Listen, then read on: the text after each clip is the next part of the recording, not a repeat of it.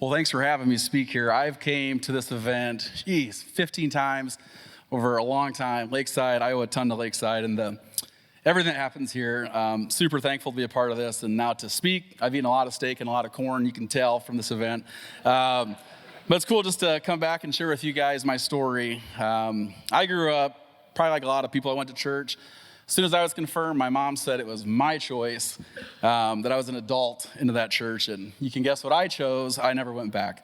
I always liked to have a lot of fun, and that was me in high school, that was me in college. In high school, I about didn't graduate. If I got one more detention, they were gonna let me graduate. Life was just always a big game for me. And in college, it was the first time I ever had alcohol.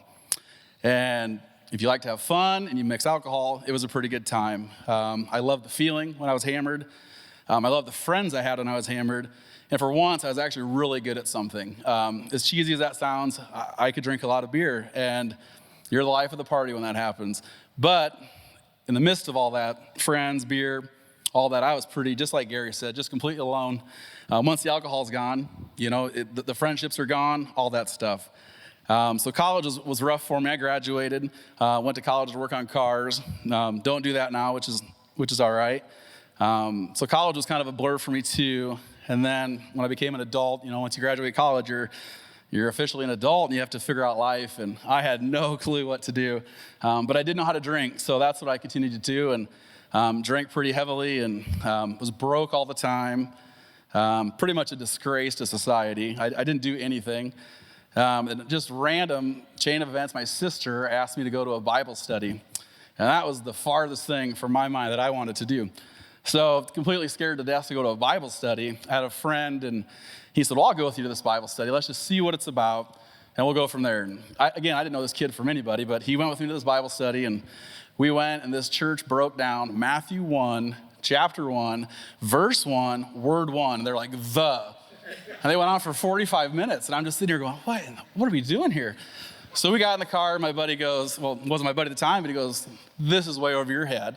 How about we go through the book of Romans at my house? And I was like, I don't know what that is, but let's try it. So we started meeting. Man, this kid, he invested a year into me. Every Monday or something like that, we would meet, and we'd go through the book of Romans. And just slowly, God just peeling away layers to me, and it was really insightful. But the one thing I did well was drink.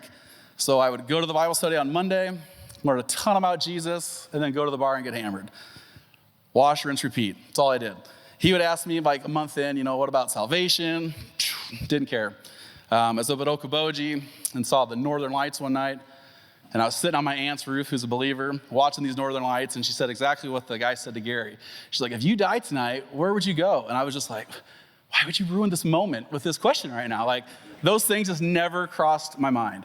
So again, God just totally peeling layers away. And I remember after going through this Bible study for a year, it was really interesting. It was really interesting to hear Paul. It was really interesting to hear about sin. Super interesting to hear that when you're a loser, Christ died for you. I didn't do anything. When the worst part of my life, this guy died for me. And I was just like, whew, completely alone, everything. But you're hearing this, and your eyes are just open to it. So I was like, well, I should probably go to church.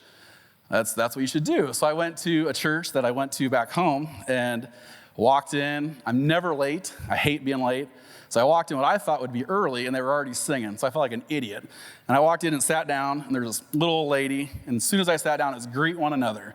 Well, I'm covered in tattoos, I thought, and went to shake her hand, and she wouldn't shake my hand. And I was just livid. I walked out of that church, and I'm like, this is not the Jesus I just learned about for a year.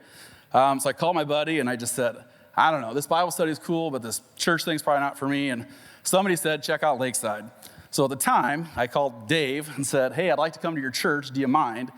And I'm sure he thought I was an idiot, but he said, absolutely. And I said, well, covered in tattoos. I don't need to be made fun of for that. I just wanted to come experience it. He said, we could care less. So I showed up to Lakeside in April of 2008, and I remember everything. Gary didn't get emotional. I cried like an idiot. But I remember Jonathan and Sarah handed me my bulletin. They greeted me. I sat by Kurt and Jenny Subra and Sean and Crystal Schultz.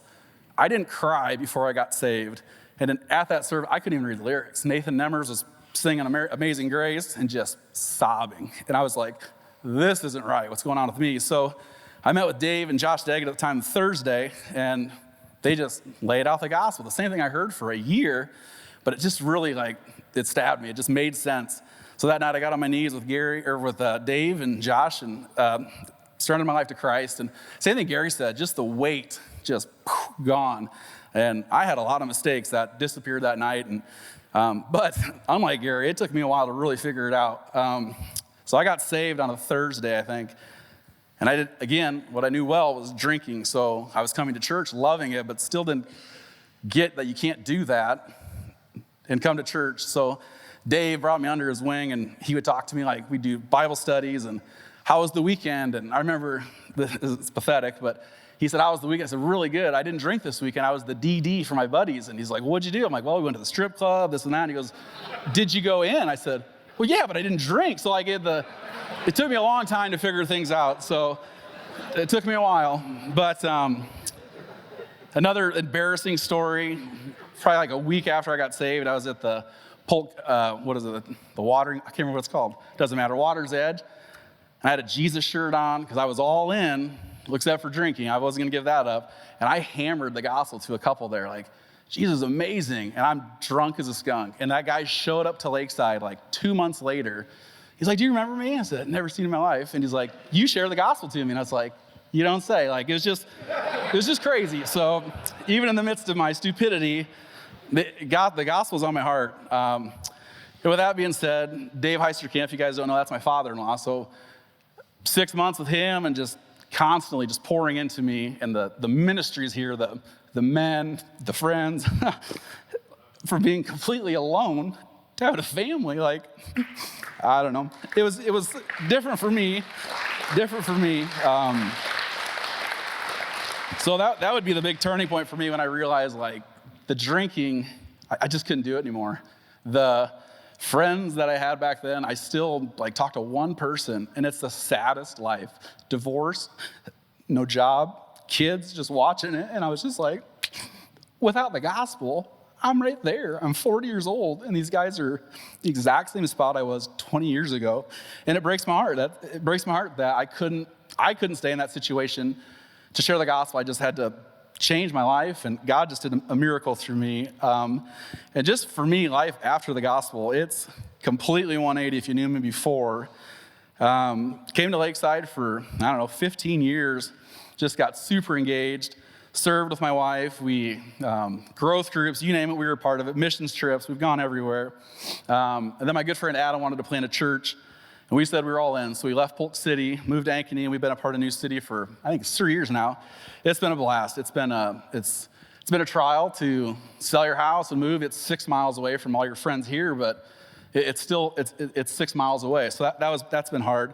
But it's really cool to see God work. And then me, my wife is all about foster care. And I was just like, whew, I don't think that's for us. And we had 2 kids, and she said, we should really do fostering. And I was kind of, that's your bed, you made it, you lay in it.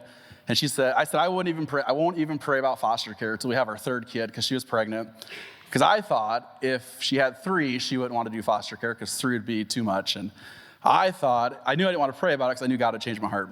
So as soon as we had Cora, it was like 2 weeks after we had Cora, Kristen said, well, what about foster care? And I was like, you gotta be kidding me. So I made another stupid deal with God and said, because I was working really early in the morning, I'd go to bed at like 7, get up at 1 and go to work.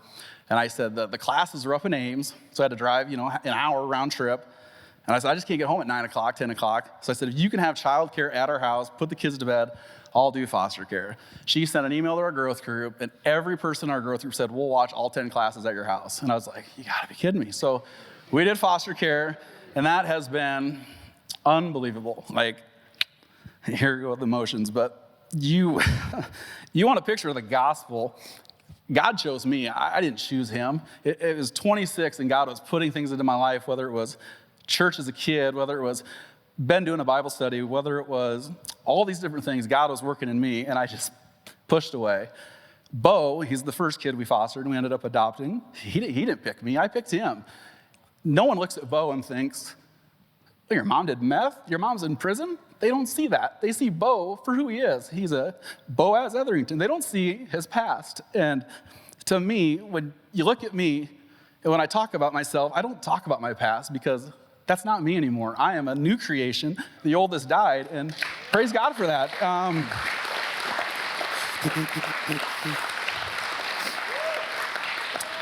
And then lastly, we have fostered and adopted Bo, and then we fostered and adopted another little girl. So we have 5 kids in our house. It's chaos. If you want chaos, come over to Ankeny. But couldn't be more thankful for Lakeside, this ministry, all you guys here. If you're here and you don't know Christ, God's peeling something away. You might resist, and it took me 26 years, and give it a chance. There's a reason you're here, and there's a reason someone invited you. So thanks for the time.